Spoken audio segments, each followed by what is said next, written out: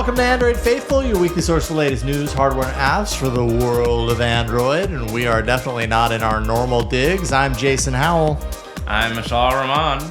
And I'm Ron Richards. And yes, we are in the podcast studio here. Can you smell the drips of sweat dropping off of our heads onto the microphone? We're here at Google I/O 2025 at the Shoreline Amphitheater in Mountain View, and we want to thank our friends at Google for providing the space for us to record. We didn't have to run around Mountain View to find a space to record the show. They were nice. Kind enough to provide this podcast studio. There is an air conditioner in here. We turned it off because we want to have the best audio we can have. But we were in here earlier. Mishaal and I were in here earlier where we had the pleasure of interviewing friends of the show, Matthew McCullough and Sam Bright. Yep. You're going to hear that interview later in this episode, crossing our fingers. We worked through any technical difficulties with that. There have been a few. It's always an adventure. It's an adventure. When you're at an event, things happen. We have some redundancies. Yeah. But we should be okay. Totally. Yeah. Thank God for backups. But it's exciting to be here. We Florence Ion is here. We've been hanging out with Flo. We've seen a lot of friends. Oh, man, we saw Michael Fisher. We saw Miriam. David Immel. Dave Immel. Max Weinbach. I saw Max walking around. I didn't get to say hi to him. Yeah. We've seen so many people that have been on the show, guests of the show. This is like a homecoming for the tech journalists. Stacey DeVino. Yeah, briefly. Lots of people that we've had on the show. And it's good to be back all together in person. Love it. Yeah. So we are missing one special person in our crew. it's a very good point. Well, Win is living it up at Kotlin Conf. I'm sure that they're partying hard and coding like they're wishing they were here right now. But so Win, we wish you were here. Definitely for sure. We missed you at the keynote this morning, but it was fun. But let's get right into it. So we're going to go over what happened today and what it means for Android. Talk a little bit about that stuff, and then we're going to get into the interview.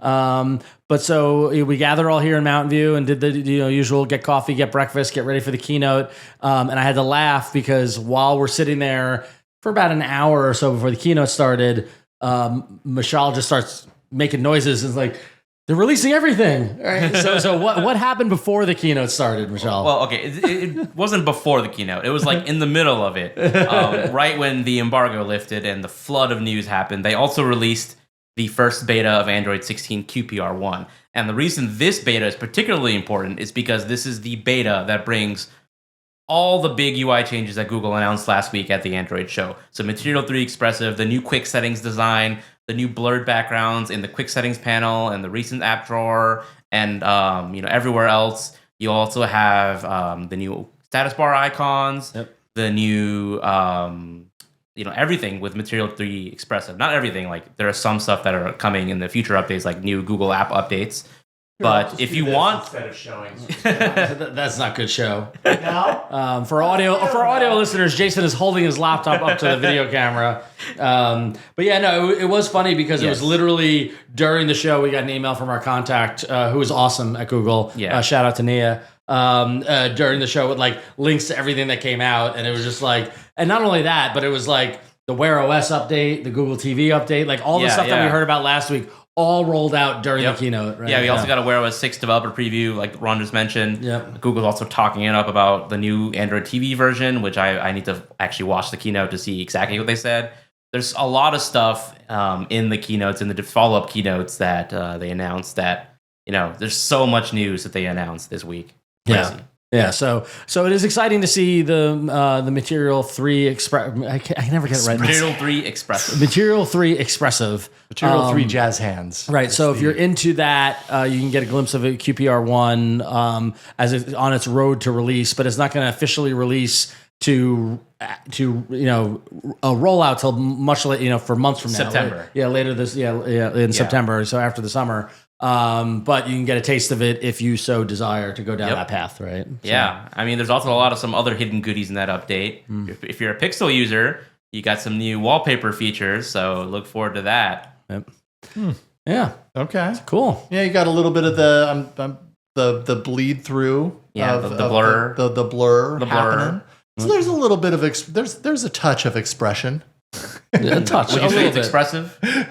I mean, it's express. And then the OV will come in September. So that's what we have to look forward to. Cool. So that all happened, but the real action was here at Shoreline. So we sat through the keynote.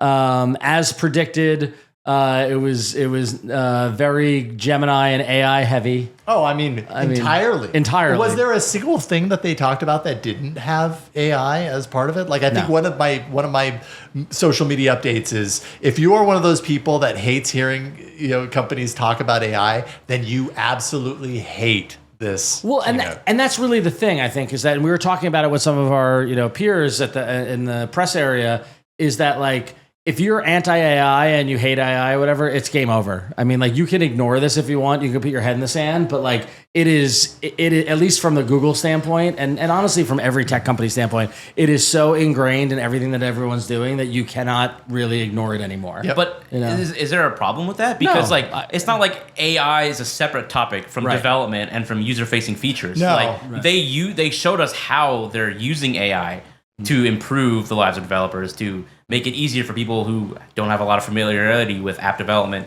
create beautiful apps and like custom things. Even if you just like want to do a research report, you have this new deep research and improvements that you can upload your own files, generate interactive quizzes and stuff like that. There's so much useful features that they announced that are built on top of their AI. Yeah. The moment right now, and I think Google is playing this, is trying to play close to this, is yes, AI drives a lot of these features, but at the end of the day, you remove those two letters from the equation. Does this thing do what you want it to do? Or does this thing do useful things for you? Right. It's also a big challenge. And how is it enhancing what Google's setting out to do with its mission of organizing the world's data and making, and making our access to that data easier, which I think a lot of the demos they showed today were really impressive, I thought, So I think if the stink of, and I put that in air quotes because it's not a stink to everyone, it's not a stink to me, but if the stink of those two letters like impacts the usefulness of impacts the features themselves, like you remove that stink, if it was like 5 years ago and we weren't talking about AI as much as we are right now, and these features happened then, they'd be a much bigger deal, or they'd be probably more widely accepted as, oh, that's a cool new feature versus, here's another AI feature. Yeah. And that's just a challenge that all these companies are facing right now. And what I think is the coolest part is, I know it's like, it feels overwhelming to see get all these various disparate AI features, and one Google product, another Google product, they all have their own differently named AI features, but we kind of caught a glimpse at what Google's ultimately building towards during their keynote. They mentioned this universal AI assistant, their Project Astra, as they announced last year. Yep. And if you chain all of these AI features together, you kind of get this capability where you can ask your phone or your PC to do anything. Yep. It can not only look things up for you, it can actually do actions on your behalf. Like, they showed this really cool demo where this guy was asking Gemini on his phone how to fix a brake problem with his bike. Yep. And it poured through a manual. It could actually controlled his phone, skimmed through the manual. It then opened a YouTube video and played the YouTube video. It called the bike store. It called the bike store to see if it had the right part. And like that capability, that's something that already exists, right? What is that called? Duplex? Exactly. They're chaining it all together. They're building these features and putting them together. That's what makes it feel magical. Yeah, and I had an interview earlier today with Nick Fox, who leads the AI kind of integration into search and the search product for AI Inside. And that was definitely one of the topics. I mean, we talked for like 45 minutes about all of these separate kind of aspects of what Google has been doing kind of coming together. And that was one big question I had for him was, like, is search now a suite in itself, or is it a unified product that just, takes in all of these different pieces? And I mean, he sees it as, he explained it as a unified product if Google's doing what they promise, what they want to do correctly, which is and that's the power of living the Google life, right? Like, I have my Drive account, I have my Gmail, I have all these different places that my data is at. Now, if with my permission, Google has the permission to take all of those things and integrate it into my search experience, into, Gemini as a personal assistant thing, and do all these things in a way that's more useful for me, then that's the golden ticket right there. Right, exactly. So, before we get into some of the announcements that happened at the keynote and how they apply to the world of Android, overall keynote, we've sat through a lot of these keynotes in the past.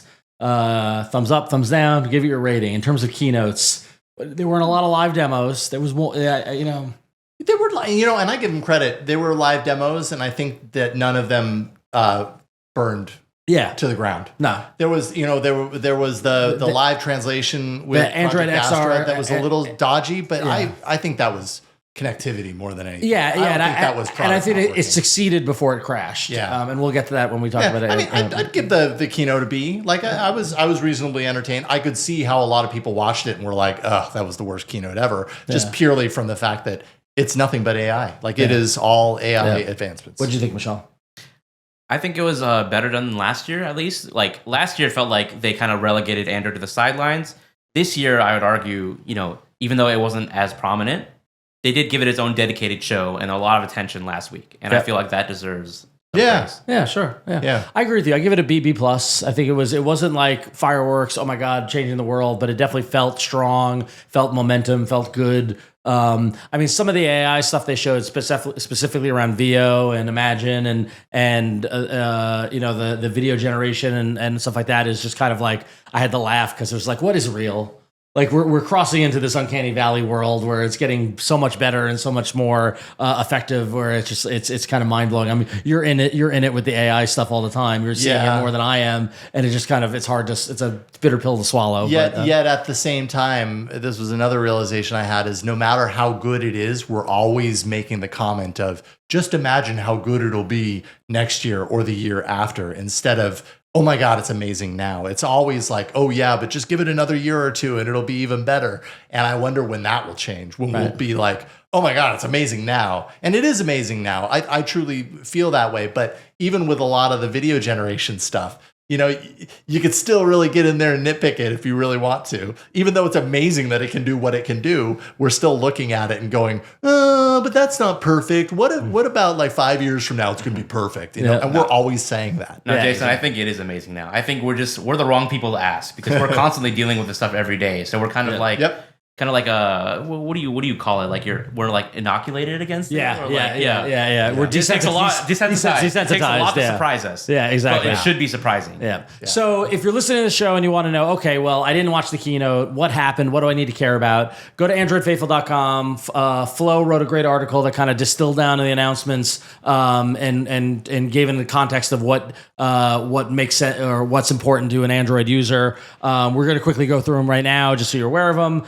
The big focus was around Gemini 2.5 as the latest model. They focused on the fact that Gemini 2.5 is their latest and greatest model. Flash and Pro will be available to folks soon, and they all include DeepThink. Remember DeepThink, right? Yeah, there you go. Which basically allows you to do more complex math and coding problems. So Gemini 2.5, if you're using Gemini, you want to make sure you have it turned on to Gemini 2.5. That's the way to go.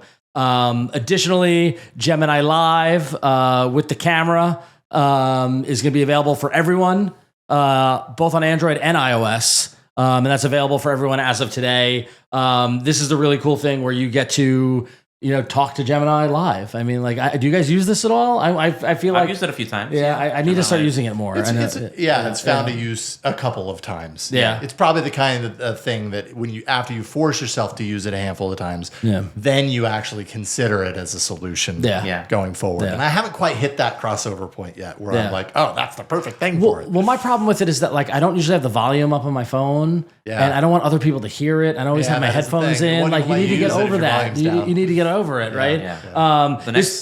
It was previously only available to paid subscribers. Now it's available to everyone. So if you guys have it, if you're not a paid subscriber, if you have Gemini, give it a shot. It's available to you now. Tell us what you think. Email us at contact@androidfaithful.com. And the next one is Google's introducing some new capabilities to AI mode. You have this new capability where it's basically like Gemini Live, where you can start sharing your screen or your camera with it, but now available through Google AI mode in the Google app instead of through Google Lens, Gemini Live. But more importantly, they're introducing some new shopping capabilities. The first one is Try It On. Basically uses an AI model to visualize what some clothing will look like on you. You just share a photo of yourself with it, and it uses its AI model to basically simulate what it would look like, including like the folds of the dress or the clothes, whatever you want to do. It's a very cool thing if you want to, try before you buy, but without actually having to, destroy the environment by having them ship it to you. You don't like it, you send it back. You don't have to go through that hassle. It's just virtually trying it on before you can buying it. I feel like that technology is one of those test cases that we've like been hearing about as like a target to hit at some point. Yeah. Someday this is going to be so good that we aren't even going to have to go into a store to try things on. It's gonna be able to fit that piece of digital clothing on our digital body, and we'll be able to know right then whether it looks good on us. And that's always like that thing that's out there, and now they're kind of doing it, and that's really cool. Yep. Yeah. And the other really cool thing is, again, AI focused, is they're basically trying to make shopping more agentic, where if you want to buy something, you set like a price tracker on it. You literally get a notification that it's available at a lower price. You can tap this buy now button, and it'll automatically go through the Google Shopping checkout process and actually initiate the purchase for you. So this is like another use case where Google wants to build AI that does stuff on your behalf. On your behalf. You still have to be the one to trigger trigger the beginning, to trigger buy now, and then it'll take care of it for you. Then it will take care. But it's it's not going to like make the purchase outright for you without your confirmation. Yep. But I mean, and it will be there someday. That's going to happen. It's important to note that the try-on is rolling out in Search Labs. So if you want to try it, you need to go do that, and then it's going to roll out wide to everyone at some point. So. Over on the, you played with VO more than I have. Yes, So VO2, actually, just last month, they literally released VO2 to the public. But now they're showing off VO3, their next-gen model. And also, they also showed off a new complete, like, end-to-end AI video maker called Flow. Not to be confused with Flow of Andrew Faithful. But this AI video maker basically takes what made VO2 great, makes it even better by improving the underlying model, but also adds audio generation. So with VO2 before, you could generate 720p, 8-second video clips, but they were silent. Yep. You had no audio attached to them. Now it generates full videos complete with audio, and it's crazy. It's disturbing. It's downright disturbing. It's like with background noises and dialogue, and it's nuts. If you are the person who can't stand AI generated video on YouTube, I'm sorry, because there is going to be a lot of it based on this tool. They showed off VO3. They showed off Imagen 4, which, by the way, Imagen, isn't it Imogen? We found out earlier today that I've been saying I've been saying Imogen all this time when it's supposed to be Imagen. I did not know. So Imagen 4 and Flow. So. On the developer side of things, they rolled out. They announced that the new coding copilot application Jules is available now in beta. It's their autonomous coding agent that so developers have added. It seems like a very, very cool tool that folks can use. I'll be curious to hear what Wynn's take is on that. And then lastly, the thing that I was hoping for the most was, what are we going to see from Android XR? And this became the one more thing really at the end of it. It was really exciting to see at the end of it. Shahram Azadi, who's been on the show, friend of the show. Yep, exactly. Came on stage and had the glasses on. And another woman whose name escapes me, she came out and they did a live demo with the glasses and showed you that the glasses work, what they can do. And the demo did fail at the end of it when they were showing off the live translation as they were having a conversation between Hindi and Farsi. But they were able to get 2 exchanges with speaking in the language and having the glasses translate in English to the person wearing the glasses, which blew my mind before the demo crashed, which I think it was connectivity. It wasn't through the application. It seemed like. Yeah. What do you think is going to happen when you have a stadium with 1,000 people all connecting the same network? All on Wi-Fi, right? Exactly. But it looked so cool. And then in the press area, we were able to get a demo of the glasses. We all tried it on. Very reminiscent of Google Glass for me in terms of using it. We're going to talk about our experience with both the glasses and the headset on the after show. So if you want to hear what we thought about that, tune into the after show. We're going to go more detail, but I was very impressed. Patron exclusive. Yeah, go to patreon.com/AndroidFaithful. You can hear it there. But spoiler, I was very impressed with the glasses. It's very cool. It's very, very cool. Very holy cow. So go to AndroidFaithful.com. You can read Faith's write-up of it all. But that was pretty much stuff from the keynote that you need to care about. And now let's get to the interview where we talked with Matthew McCullough, who's a VP over at Google working with Android developers, and Sam Bright, who's also a VP over at Google working with Google Play and Android developers. Two friends of the show, former interviewees. We've had them on the show before, and it was great. We talked about Gemini, we talked about Android XR. Right? What else we talk about? We talked about Google Play. Yep. Gemini, Android XR, and Google Play. Yeah. So, Nice. So we'll throw to the interview now after this quick break. And we are here at Google I/O. We're so excited. We're in a very spacious podcast booth here in Mountain View at the Shoreline Amphitheater. We're so excited because we're here at Sam Bright, the VP and GM of Google Play and developer ecosystem. Thanks for joining us, Sam. Thank you for having me again. And Matthew McCullough, VP of Product Management at Android Developers. How you doing? Wonderful. Anytime we get to talk about Android is a good day. And we're so excited because you guys are both friends of the show. That's This is right. multiple returning champions. We're so excited to have you here. I was really excited because I wasn't sure if I'd get an invite back. So once I got it, I guess You're always welcome back. We I was do pins and needles for a while, so this is good. we try to be discerning with our guests, Yeah, but that's what I heard. we are here at Google I/O, and we wanted to make sure that we checked in. It's our annual tradition to check in on what's going on in the world of Android. We can't think of two better guys to do it with. So let's just dive in because we got a bunch of questions to talk to you about. So much stuff. There was so much stuff for Google I/O. In fact, it started a week ago. Yes. That was pretty wild, and we're still dealing with that. Too big for the size of the package. Exactly. That's How right. can you tape it to the outside of the box? Yeah. Exactly. So we got a bunch of stuff to talk about today. We want to talk about Google Play. We want to talk about Android XR. We want to talk about Gemini. We want to talk about Android. We're going to start there. And so with the recent announcements around, you guys are doing so much work with tools for developers, and investing in the user experiences and things like investing in CAMP, for example. It's clear that you guys are focusing on the developer experience. So I want to check in with you guys and kind of what do you feel is the state of the developer community right now? Like, what is the state of the union in and around Android and developers? Yeah, it's very accurate that we are very heavily focused on developers. We think that there's so much that's going on in the developer community right now. Both technology shifts. 10 years ago, what was vibe coding, right? Like, there's just so many seminal changes that are occurring. The pre-show at Google I/O was vibe coding, and, Yes. and Jason and I were saying, we're like, by the end of the year, let's count how many times we can talk about vibe coding. Right? Exactly, that's a new entry in the Webster dictionary somewhere.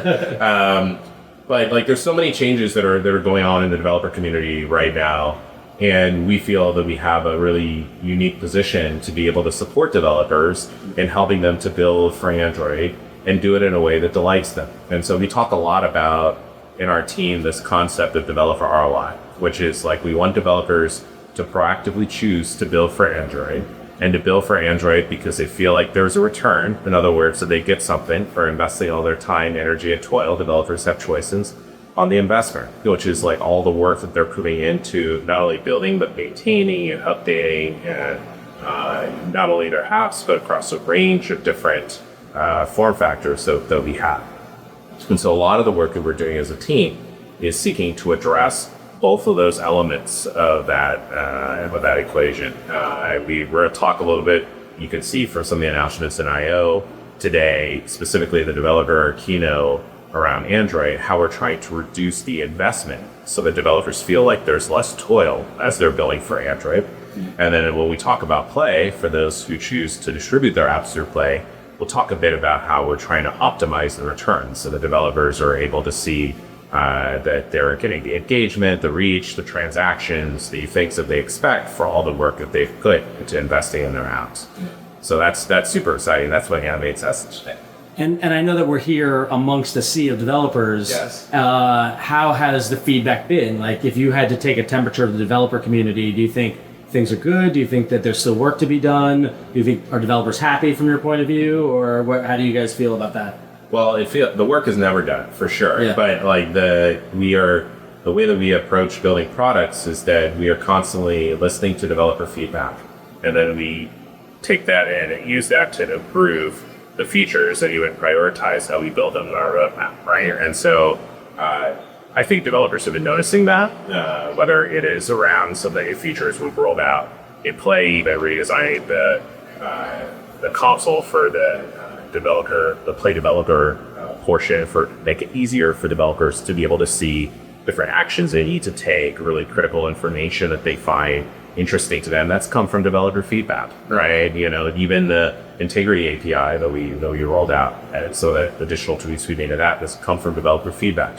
And so that's one piece. The other piece is we've been trying to do a better job of communicating to developers how their feedback is influencing what we build. And that also has come through in what we were releasing in Gemini and Android Studio, in terms of we have a range of different ways to connect with developers, from customer advisory boards to our playtime to IO connects, developer roundtables that we have connected with partners. And when we do those things, we'll hear hey, can you make it easier for us to build across multiple form factors? Can you reduce the developer toil that's associated with doing upgrades or doing tests, even though it's important for us to keep our vegetables? We love a little bit of help on that regard. And so that's informed some of what we've been doing. Yeah, just a couple things to this too. I think, it's one, we have to help them see the picture of what it is that we're doing for them as you laid it out. And then we have to go down to the brass tacks of what are the things that they're most likely going to want us to help them do. And for example, at the developer keynote that just finished a minute ago, one of those vegetables, if you will, if I can pull on that for a little bit, is bumping versions. I mean, to those outside software, you're it's just an integer number. You just make this thing bigger and away you go. Yeah. And to anyone who's ever touched software, yes. How could integer numbers be such a scary concept? Yeah. And it's because of the extra work that's behind it. And so we think this is a real opportunity to take something that in concept is simple, but in practice is hard, and to really bring down that effort so that we're bringing more of the developers to do the virtuous, awesome eating vegetable thing, but effectively, if I can pull in a metaphor, make them taste great. That's right. Right on. Yeah, I noticed a lot of announcements that you guys made today, and especially over the past few years, last year, have been, you've had a lot of these purely generative features where you're creating applications from scratch, kind of appealing more to the vibe coders, people, who don't have a lot of experience yet building applications, but you also have a lot of features announced today to help seasoned developers diagnose their crash issues or crash reports, and like you just mentioned, solving build issues and upgrading issues, things like that. But a lot of those seasoned developers have been, I guess, on the more skeptical side of AI until a lot of them are still skeptical of AI. Do you think you made a breakthrough in kind of convincing some of those AI skeptics to try out Gemini and AI features? Well, I think AI is a tool to solve user and developer problems. And so from our perspective, when we looked at the Android benchmarking survey we do and a range of other touch points we have with developers, we hear recurring pain points that they have. And then we think about how can we apply technology more broadly, but in a specific case, AI capabilities to solve this. And ultimately, our perspective is that, to the extent we're solving problems for developers, they will be happy. They'll be a little different on how it's being solved. They're just okay, you're listening to me, you're hearing my concerns, and you're solving my problem. And so the other way that we're looking at it is how are we going to make developers to redeploy their time into things that they find more serendipitous versus for, chore-like. And so when we think about things our journeys with Gemini, or we think about things like automating some of the testing flows, we see those as ways to help a developer, even if they're skeptical of AI, be that is a pain point I had, and I'm glad that I can get it solved in Android Studio. And to the extent that they see that, then maybe that makes them a little bit more open to other things as well. But I think some of the skepticism we've heard about AI was people not knowing how to apply it to their own lives. And so that's part of what IO's been all about. Specifically, that's how we think about it in the context of play in Android Studio, is okay, here's a specific user developer journey, and here's how AI can solve this particular challenge that you have. Awesome, yeah. Yeah, there's clearly a lot of ways you can make developers' lives and users' lives easier with AI, but sometimes you kind of have to intentionally make developers' lives a little tougher for the benefit of the user. And one example of that is recently you announced a major change in Android 16 that improves how apps look and behave on large screen devices. In the past, developers had a lot of control over whether or not their apps could be resized or whether or not they could be switched orientations on large screen devices. But you announced that Android 16 will, at least starting with Android 16, will prevent apps from making those choices, because you want apps to be resizable and adaptable on large screen devices. So I kind of wanted to ask you, how do you come to that kind of decision? Like, where do you decide to draw the line to, say this is the release where we're going to remove those opt-outs because we finally want developers to actually, use these large screen features? Yeah, it's a great question. I think I would take a step back and, articulate that in the context of Clay or even Android as a broader operating system, like we have multiple customer segments. We have both users and developers. And, part of our work is to try to bring them together to have their interests aligned, but at times they have different perspectives on this, right? And this is where some of the work comes in terms of like how do we thread that in. So take adaptive apps, for example, right? Like obviously developers, back to our concept of developer ROI, they want to figure out, okay, how can I be the most efficient as I possibly can when I'm building for Android and when I'm building an app? How can I make that as easy as possible in order to scale across multiple form factors? Because there's such a large base of users and devices within phones, and I'm still trying to see how that scales across different form factors. And users have this expectation that like once I've gotten this app content, it's just going to work seamlessly for me, regardless of what device I'm engaging with. And they may not even have visibility into like what under the hood the technical challenges are that are associated with that. They're just like, full sync to a song, I've switched to my tablet, I want it to show up just perfectly the way it was before. And same thing if I'm going in my car or if I'm going to, look at it, on my laptop or anything along those lines. And so that equilibrium of like, what's the work that a developer needs to do in order to drive user delight? And then how do we make sure that it's actually going to drive user delight in a way that the developer feels the payoff for the work is what's caused us to like really think about when do we make certain policies such as the resizability, orientation changes have just made as part starting with Android 16. Interestingly, the developer feedback has been sort of, generally positive. In some cases, it's been, what took you so long? With what sometimes. Sometimes. And in other cases, based on having those conversations with the developers, it gave us insights into like where to start. So we realized that, not all apps are the same, obviously. And so we focused on non-gaming apps versus gaming apps because we felt if we started with games, that would lead to race and experience that would be more challenging, even though we encourage game developers to think about how their apps can scale into large screen devices. So our thinking was, okay, what is going to be the uplift sort of user delight here from like even this change, and then how we communicate it to the developers, how do we make sure they have the tools to make sure to be able to execute against it, and then how are we really thoughtful so that we don't end up having developers who would find it too difficult to make that change caught in a net. And so that's what led us to that decision. I think a couple things that are really harmonic is like CM just shared, and I'm gonna read you a soundbite from an email I got live 2 minutes after the keynote ended, so unsolicited. Wow. And it's pretty cool to get these. And it says, while not everyone agrees with the changes shown in the keynote, pushing people along with that, breaking changes like this to make Android more compelling and competitive is the right choice and makes me proud to be an Android developer. It's pretty cool. It's cool. It's like embracing both sides of this. They're like, it's not easy. I get this. Yeah. But I want to see and I would call it center of gravity shift. And if you think about it, 12L was our big kind of release party for large screens coming out with it. 12L, 13, 14, 15, 16. This is a little bit. Yeah. I mean, that's not exactly a short period of time. And I think it's a right time to start to signal, like, look at the surfaces and the sizes that you have to be able to try with the Android. And we're sending a signal that we're ready and all of these surfaces are an exciting place that we think you should be for your application. And we're in it with you, right? Like we are,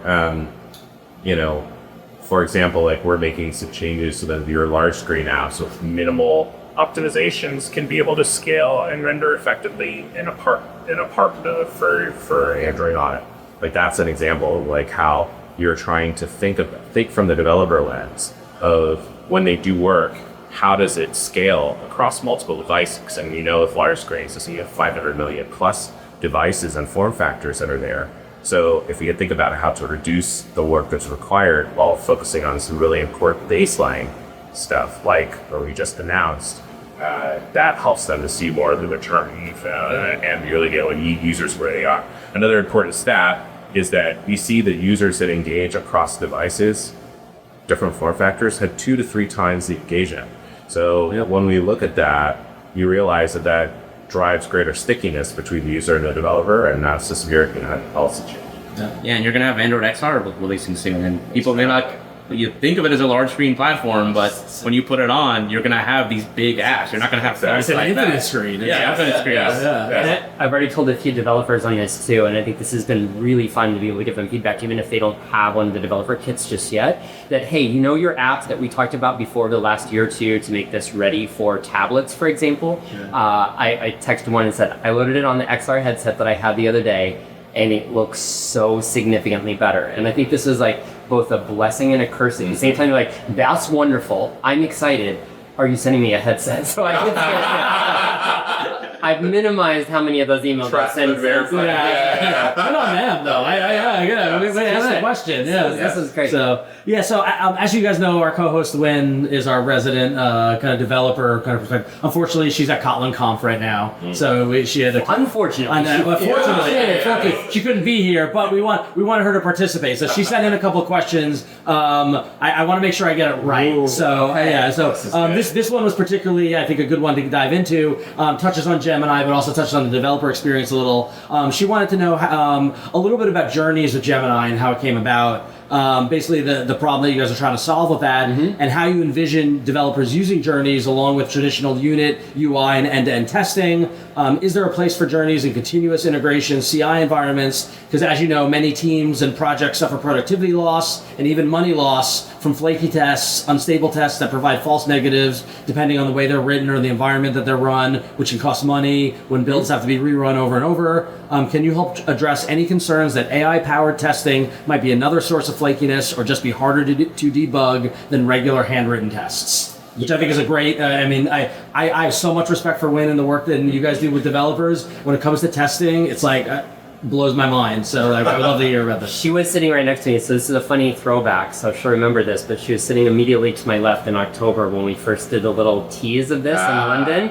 So she elbowed, and so I guess this is the boomerang. Yeah. There it is. They're working on that question all this time. Yeah. So I think I'm ready for it in a couple ways. Number one, if we can already have flakiness in tests that we handwrite that are, precise and imperative in nature, then I think we've just simply embraced that is part of the ingredients that come in this domain. And we want to minimize that, but zero is probably unlikely. I think the second dimension that we want to think about this, so we accept some is there. The second dimension is really the biggest shortcoming in talking to our advisory board is honestly just lack of coverage. Wynn is exactly right that flakiness is a concern, but I would even say above it is the fact that we have areas of the application that just aren't tested because of resourcing, because of time constraints. And so I think of this as like having multiple tools in your tool belt. You've got screwdrivers, you've got hammers, and mix them. And there may be even a case where you start with this AI journeys-based approach, and then you find yourself with a spare week. Let me know when you have a spare week. But when you have someone's managing schedules, when that spare week comes about, maybe you decide to flip that over to an imperative test for the same area to kind of reduce that.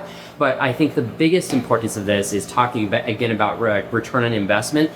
Quality drives store rankings. Quality drives user stickiness in a time that we're trying to reduce churn. Quality drives likelihood to pay and willingness to pay. So we're trying to just give another tool in the toolbox of developers to really easily, with a really minor effort, be able to get more coverage and squeeze more quality out of their application. So I think it's spot on, but it coexists with those other techniques. So not a replacement, but just another tool. Another tool. Okay. This is Phillips screwdriver, flathead screwdriver, another tool in your tool belt. Because it's funny. I'm sorry, but I was walking through the Shoreline here, and I overheard some developers talking, and one guy said, "Oh, well, I guess I'm out of a job. Like, it's been my job to test the UI and stuff like that. I guess AI is just going to replace that." I would say to that person, if I got the opportunity, your job just got twice as visible and useful in your company, because all that labor that you put into the manual test before, you've got this other giant lever to pull on to help test. Sam, you got an ad? Yeah, no. Well, I guess two ads. First of all, I've rarely found a developer feels like they've covered all the ground they'd like to cover in terms of quality in their app. So like getting any assistance that they can from AI capabilities just helps that go even further. But just building on Matthew's point about how quality drives store rankings, that connects several of the questions we've been talking about. When you think about, when a user has an experience with an app that isn't adaptive or isn't optimized for a tablet, and it is pillar boxed or it's letterboxed, they're very unlikely to leave a great review and to leave a great rating for that particular app. And if there's enough of those that occur, then the user is going to be like, wait a second, why do I have this tablet? Why am I on Android? Why? And it impacts even the good developers who have optimized for that, which is why we had to do sort of like more platform-like policy that we had just talked about in the previous question. But when you think about what we're hearing from developers at customer advisory boards and all those different dimensions, there's such a dedication from our developer community around how to raise the bar one fall. Because there's a lot of pride in what they do. There's a lot of pride in the Android, as we have as well. And so this is where we see us being able to be that helpful friend over the shoulder through Gemini and Android Studio, thereby being able to say, okay, we hear you on tests, we hear you on upgrades. What could it be the tipping point that enables you to invest in that even more? And that isn't necessarily a replacement, that is an additive, the way that we look at it. Just one more tiny ad that I can't miss based on what Sam said, but I'll keep it super short, is when you think about this multi-form factor scenario, a traditional handwritten test between handset and tablet would likely be 2 tests that you'd need to write. Right. And the scenario of journeys, if you say, look for the person in the pink dress and then press go, that remains the same in both of those layouts. So I think in some scenarios, and I'm using the word some, it actually will outperform in terms of the leverage that you're getting of the traditional handwritten text. So I kind of want to follow up on what you mentioned, Sam, that you guys are focusing on improving the quality of the AI models that are generating these results, ensuring that developers have access to quality analysis. On that note, at the Keynote and a couple of weeks ago, you guys made headlines by releasing 2.5 Pro, topping all the AI benchmarks, and today you even unveiled an even smarter version, 2.5 Pro Deep Thinking, right? Or Deep Learning, whatever those are called. Deep Thinking. I got it right the first time. But what I've noticed is that in Android Studio, at least, like there's no way to select these highest end models that potentially could be the most useful for developers, right? It's Android Studio has Gemini integrated, but if the developers want to get the absolute best coding and reason analysis model, they still have to use AI Studio or just the Gemini website. So is there any effort being made to address that gap and bring the best models to Android developers? Yeah, well, I'll start, and then obviously Matthew pile on, but that is something we have conversations on all the time. Like, we are working with our partners in Gemini DeepMind and elsewhere to get access to the best models as quickly as we possibly can. To some extent, I think that, the more that we are releasing various features and building a corpus for Gemini and Android Studio, the more use cases we have to actually be able to deploy all the capabilities from some of our frontier models as well. So there's a little bit of a symbiotic relationship that's going on here as we build out additional feature sets and cases, but those are definitely areas we're nudging on. 2 things on that is we are actually on latest greatest, not deep think, but as of today for I/O.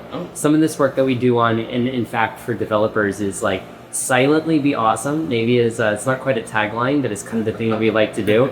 Just give you goodness and don't worry too much about bragging about it. Yes. But at the same time, we also have this tension and responsibility, that Sam looks to the team and I for too, which is stability for those developers, because more often than not, they have a responsibility above them of delivering and kind of reliability. And so we have this really difficult balance of, this is awesome, it was baked 6 hours ago, I would love this, but by the way, you better be rock solid it because this is my job we're talking about. So we have both of these things pulling on us, and we try to do our best to balance. But I think one of the options that we can think about in the future is maybe start giving some user level control over those choices. But for today, we really try to put their best interests at heart to make sure we're delivering a great and solid experience.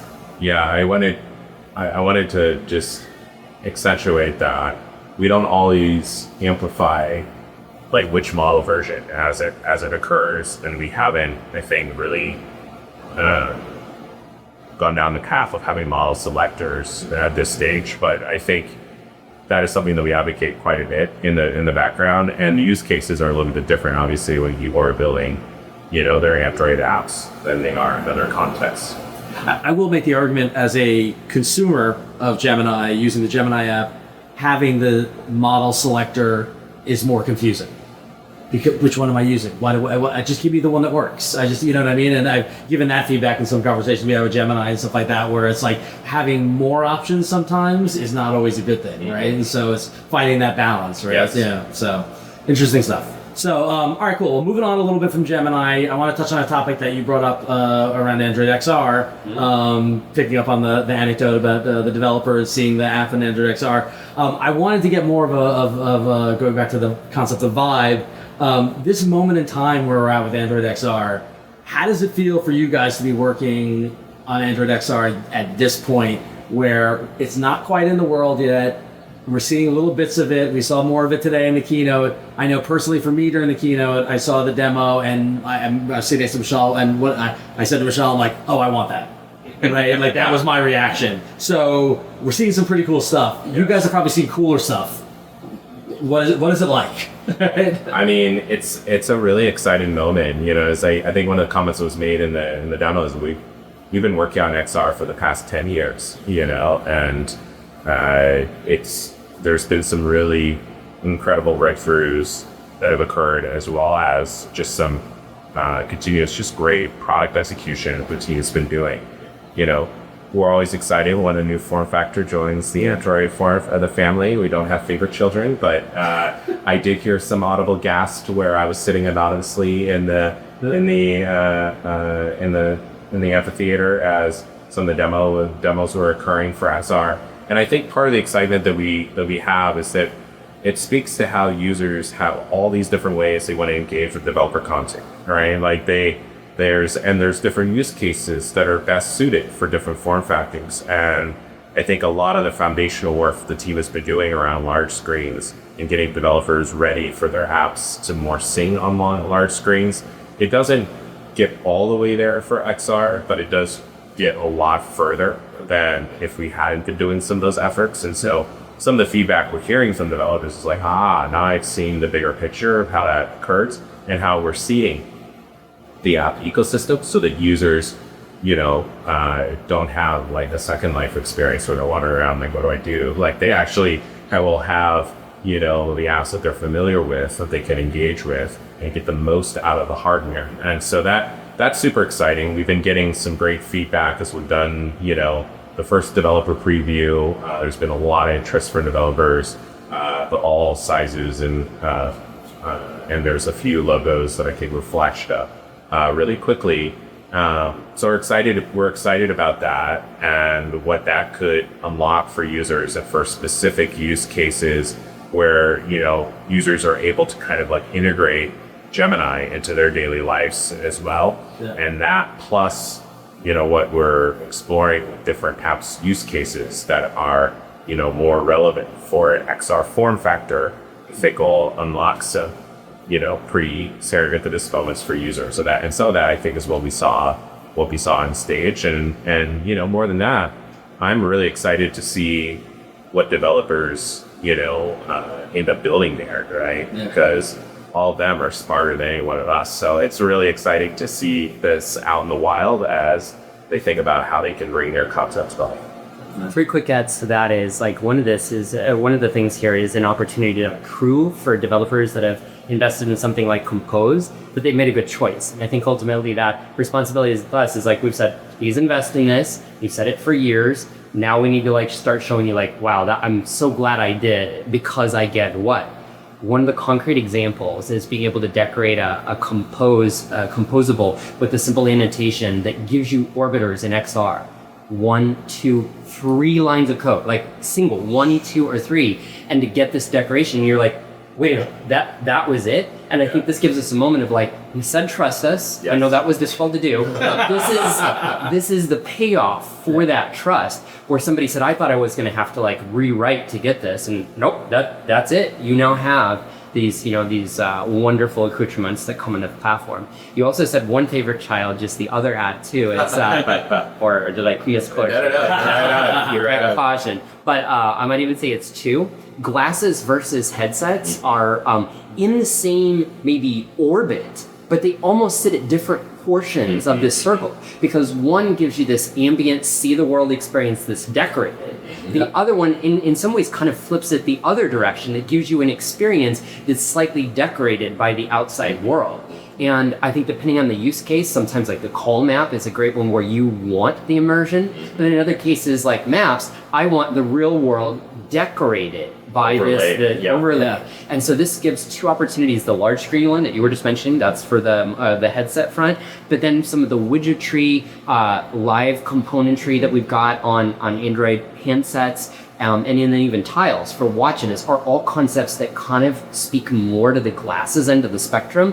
So for me, the reason this is exciting is when we come up with this vocabulary across Android, they're seeing the vocabulary stay true on these other surfaces. Yeah. It's been really neat because when the initial XR announcement came out at the end of last year, so my wife is not one of us. She's a normal. She's a yoga teacher and all that stuff. I don't know what us means. Well, technology people. But I showed her the demo of the woman walking through the streets of San Francisco with the glasses, and she's my litmus where she went, oh come on, like it was like she saw, and she's like, oh now I won't get lost. Like that was her, kind of thing. And just to see that it's easy for us to see the potential of it, but the challenge is for the rest of the world to see the potential and be able to engage with it. And those interactions, I think, are really what's going to make or break it, right? And so that's the immediate product market fit. Is kind of she's articulating what's the user journey that resonates with her. Yeah. And this is, to us, is a way of, launching a new form factor is a really interesting test in terms of how we breathe the life to both our ROI. Because that's the way where developers are like, oh my gosh, if I'm going to adopt this, I don't think the CFO is going to give me, or funders are going to give me an incremental scrum team there. So how do I get the most out of the investment that I'm already making? Right. Well said. Yeah, I mean, Ron, you mentioned the challenges in getting people to stick with XR, and Google itself is no stranger to attempting to bring XR to life. It's still relatively a niche product and a niche form factor. Is there something different this time? Do you think Gemini integration in Internet XR will be the killer app that will finally get XR devices to become mainstream? Well, I think it's going to be really interesting to see a couple things. First, I think the ability for the app ecosystem to scale to XR, I think, is a really important capability that will help users determine whether or not they get the degree of usefulness out of the form factor as they know. So that's something we'll work with and hard on.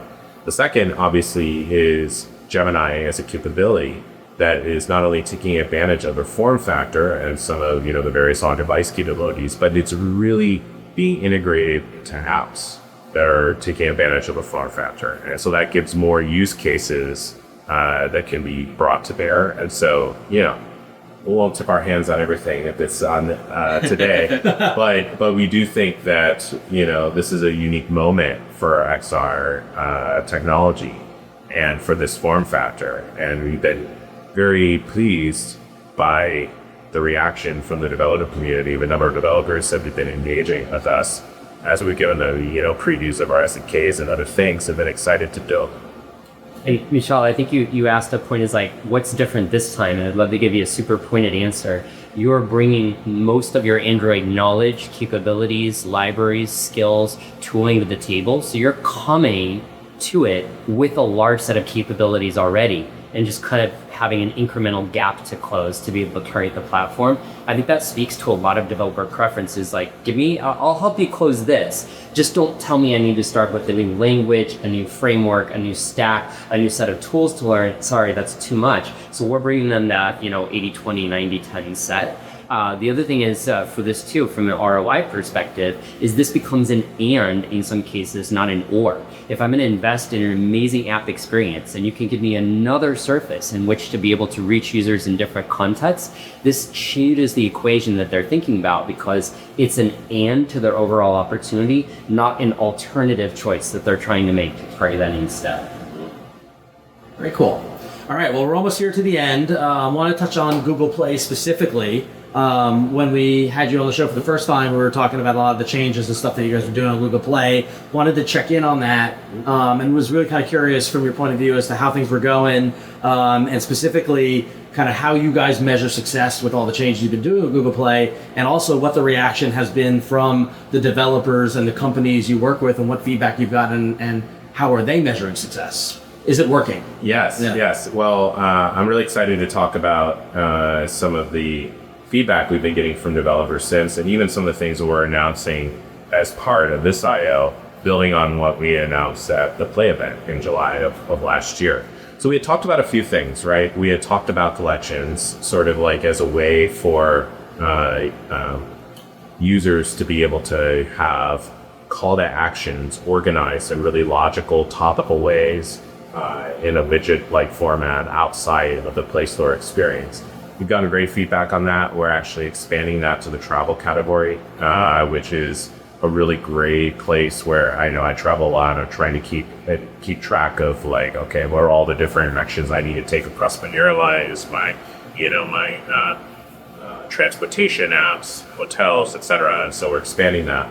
We also are not just bringing it outside the store, but we're also bringing it into the store. And so you'll see us start to raise some of those call to action, like easy entry points, action points into different carousels within an individual's store experience. We've seen, as we've been leading into this, we've seen more engagement that has occurred as a result. We also talked about curated spaces, and last year we had launched Comets and launched Cricket. In Comets, so far we're seeing about 930,000 folks in Japan come to that experience of the beach week. It's become part of their habit in terms of being able to engage with that content that's like actually super relevant for their interests. And that led us to expand into what we're calling topic browse hubs, so that now we are able, if I'm curious about Wicked the movie, I can see what app I could get it from, trailer, show times, and get sort of the full suite of content through the Play experience. And as we become more content forward, we intertwine this into our apps home experience, our apps home tab. We've seen, an increase in monthly actives by 25%. We've seen acquisitions go up by 10%. You see additional signals of traction that have caused us to realize that people are coming to Play wanting to get answers to questions beyond just the app, but they want that guidance to then help them figure out which apps they can engage with or re-engage with. And that's what's leading us to expand on both the curated spaces, what we call hubs, the curated spaces front, and also on collections front. So going well. Going well. And developers and companies are happy with developers it? Developers are happy with it, which is why we're expanding it. Yeah. And we also are taking their feedback around like, okay, we want you to go beyond the store, but we also would love to see this surface as like different, carousels were in the store as well. And so that's, and more to share on that front. We're doing some other experiments as well as to like how we surface it beyond the widget. So that's things. Cool. All right. I guess just one final question, a little surprise out of the blue. Yeah. A big thing that you guys announced last week and also talked a little about today, Material 3 Expressive, right? Yeah. I'm sure you've had a chance to play around with it, maybe on your phone or your watch or other devices. I wanted to ask you, what is your favorite aspect of the Material 3 Expressive design? I think it gives such a fresher spin on the platform, and I think there's just more, like, it has more of the core Android personality that I think can like scale across different use cases. So I'm really excited to see how it services within a lot of widgets that I play around with. And so that's been really cool to see how they've been able to encapsulate that in this design system.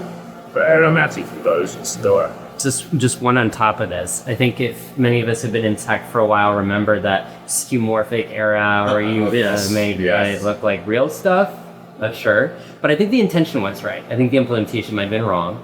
And so when you move some componentry like notifications on this, you get little bits of feedback that I actually think combine to both delight and usability at the same time. And that is very difficult to get both. Usually you get to pick one, is have an ice cream flavor kind of choice. And you get both because when you notice you have it in the right spot because you get little gravity and nudge effects. So you get this feedback loop that I have it in the right place. Or if you're sliding over, you know where it's going to go because everything else starts to shrink out of the way. So you get this hint that it's going to evict itself on the right. So I figure whenever you can combine delight and usability at the same time, grab the Costco-sized box, whatever that is. We talked about it on the show when it got announced because I haven't got a chance to play with it yet. But the way, from the demos and the what was told of us, it reminded me way back in the day when we first started getting haptic feedback, and it was that like, oh, I did something, and now the device is buzzing like in reaction to what I did, and that was. And now we take that for granted because it just gets part of it, and now the degree of the haptic feedback is we look into and stuff like that. But like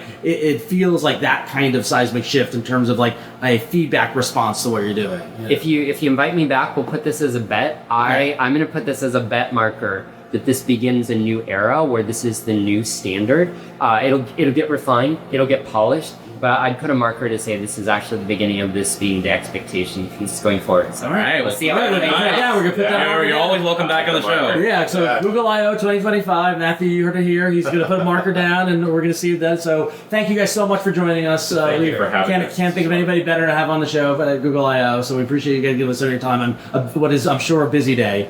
Thanks so much, Ron, Mishaal. Thank you so much. Excellent. Thank you, Stan. Thank you, Matthew. Great, thank you. What a great conversation. Aren't they awesome? Yeah. They're so good. So I was Very behind. talkative. I was Very, behind very the talkative. camera, by the way. Yes. I was He was setting here up in tech. spirit. Yes. And also, It's room, as you can see, it's not very big. So. all right, and before we wrap up the show, we have a special treat. Flo was here at Google I/O, and she put together a little Google I/O from Flo's point of view. So we'd like you to enjoy that now. Most people know about the keynotes of Google I/O, but did you also know there's an actual conference to attend? Let's go for a walk. Developers from all over the world come in for 2 days to learn what's new and improved across all Google platforms. There are maps strewn throughout the Shoreline Amphitheater that you can reference to find your demonstration tent or just lay down in the sun with your laptop, because why not? I decided to go toward the big tents to see if I could have a chance inside for a demonstration, and on the way there, I ran into these delicious cookies that were not in the press room. They had a DJ playing tunes. I didn't like all of the music they were playing. And sadly, I didn't actually get to go inside those demo tents because I spent a long time waiting for a demo with Android XR. I promise you, it's worth it. Most sessions that happened at Google I/O happen on the second day, since the first day is taken over by developer keynotes and the regular keynote. I was actually surprised to see the Android area as big as it was, considering Google's all about Gemini now. There was even a green robot that you could take selfies with, and of course he has a name. His name is Developer. What do you think the D stands for? Think it stands for David? Dylan? I'm glad to see there was a little more Android at this year's developers conference than there was in the keynote. I do wish there was a nap room though, because this hot sun is making me want to sleep through an Android XR demo. Luckily, I did not sleep through anything. I went to the Android XR demo. I got to try on the glasses. I got to trot with Google Maps and a heads-up display on the glasses. It was quite interesting and what I think Google Glass probably should have been. If you want to hear more, I will also write up my Android XR experience this week in the Android Freefall newsletter. Best way to get to that is to go to androidfaithful.com and sign up with your email, please. See you Friday. All right, and what a wonderful time at Google I/O we've Yay. had. I can't believe it's coming to an end. Actually, it's not. Tomorrow there's another full day. I know, exactly. I won't be here. Will you guys be No. here? I won't be here. I'll be here. Flo is coming to tomorrow. She's going to talk to some developers tomorrow, she said. Nice. So, yeah. So, Oh, yeah. So it's always a fun some time. private time with all the demos then. Yeah. I had a chance to talk to some developers and get some feedback and things like that. It was interesting, Nice. Everybody's curious about Gemini and all that fun stuff. But yeah, so What about vibe coding? vibe coding. man, That's I the never meme. hear that word. That's the meme of the year. The vibe coding. Vibe coding. We talked about it. It comes up in the interview that you just heard. Yeah, So, excellent. all right, cool. Well, that's going to wrap it up for this week.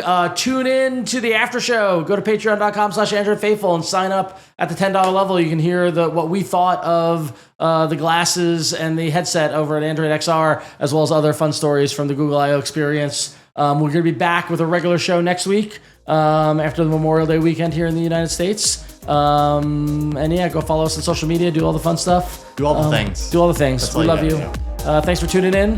Until next time, we're the Android Faithful. Bye, guys. Bye, guys. Bye. Thanks, Google.